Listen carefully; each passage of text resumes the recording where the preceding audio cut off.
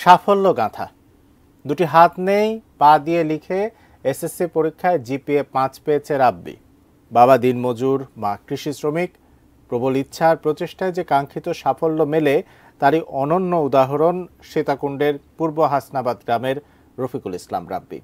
আদিত্য সুমনের ক্যামেরায় প্রতিনিধি মনিরুল ইসলাম পারভেজ জানিয়েছেন সেই অদম্য কিশোরের কথা। দেখুন ডেস্ক রিপোর্টে।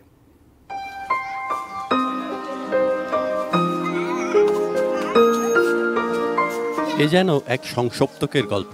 2016 সালে স্কুল থেকে বাড়ি ফেরার পথে বিদ্যুৎস্পৃষ্ট হওয়ার পর তার দুটি হাত কাটা যায়। তারপর থেকেই তার বেঁচে থাকার যুদ্ধ, হার না মেনে নিজেকে গড়ে তোলার লড়াই, হাত হারিয়ে পা দিয়ে লিখতে শেখা।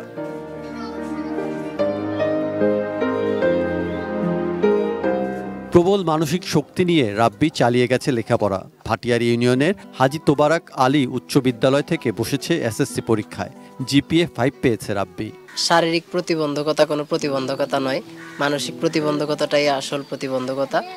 এটাকেই পুঁজি করে আমি আল্লাহর রহমতে এতটুকু আসছি। মহান যেই পেশা শিক্ষকতা, সেটাতে নিজেকে নিয়োজিত করতে চাই এবং দেশের সেবায় নিজেকে নিয়োজিত করতে চাই, এটাই আশা ইনশাআল্লাহ। তার পরিবারে বইছে আনন্দের বন্যা। রাব্বির এমন ফলাফলে নতুন দিনের স্বপ্ন দেখছেন বাবা মা।